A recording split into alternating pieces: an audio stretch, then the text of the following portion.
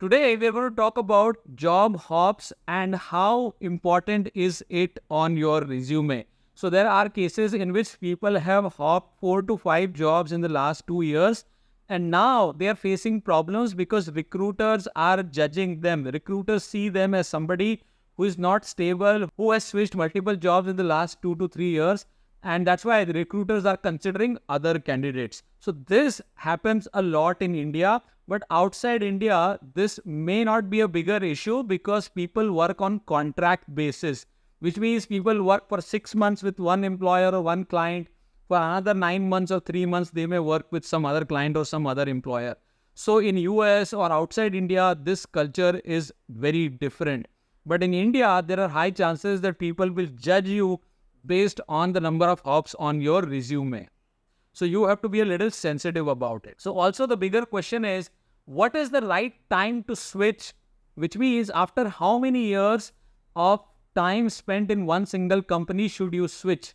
Okay, is there a guideline around that? So let's talk about all these things today.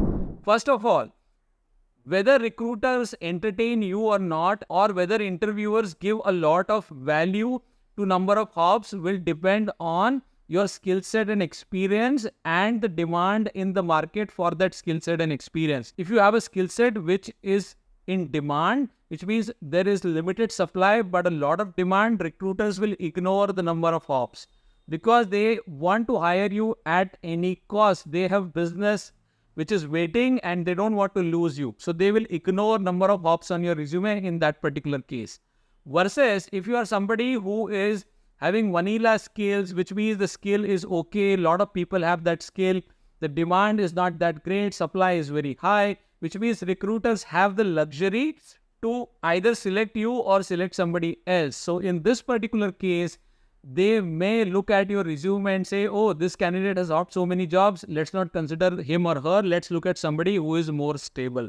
So demand and supply plays an important role. So now the next big question is, for how many years should you stick to a single company? In my view, it is important for you to first understand company culture, first understand the process, understand the business, and then perform, okay?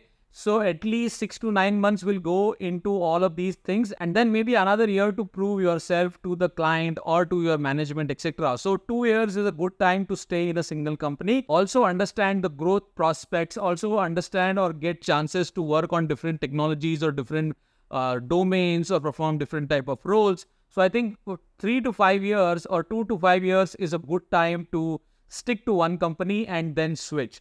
But the bigger question is, why? Why would you want to switch?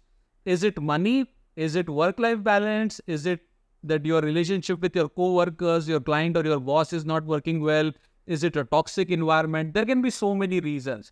So the guideline of 2 to 5 years or 3 to 5 years only works when you know your why. So please understand your why. Why do you want to switch? That is absolutely important. If you have a very strong reason to switch after 2 months of joining, then please do that. If you have a strong reason to switch after 1 year of joining, then that's also fine. The why is important. So that's why the answer is not going to be the same for everyone. Basis your scenario, basis your situation, you will have to take that call. And in my view, initially in your career, if you are switching jobs for money, I think that's absolutely fine because you don't have a lot of family dependency. You are flexible to move from one company to another. You are flexible to move from one city or one country to another. All those things are fine. As you grow in your age, when you have family, when you have dependency, which means now you can't freely move from one city to another, then you are looking basically for a stable job. Okay, so you will have to time it well. So maybe once you are into the experience bracket of 10 plus years, then you really have to look for a job which will be stable, which means you will now stick to this company for maybe 3 years, 5 years or more. So in these cases, other than money, you have to also worry about what kind of role you're going to do, what kind of technology in the long run you're going to work on. Are you going to get opportunities to learn new things, play bigger roles in the long run? So the decision of hops will then be dependent on a lot of parameters and not just money. And that is why when you are getting interviewed, it is important to ask the right questions to the interviewer and extract as much as information as you can before you say yes or no. And sometimes the recruiters may not give you the right information or the complete information.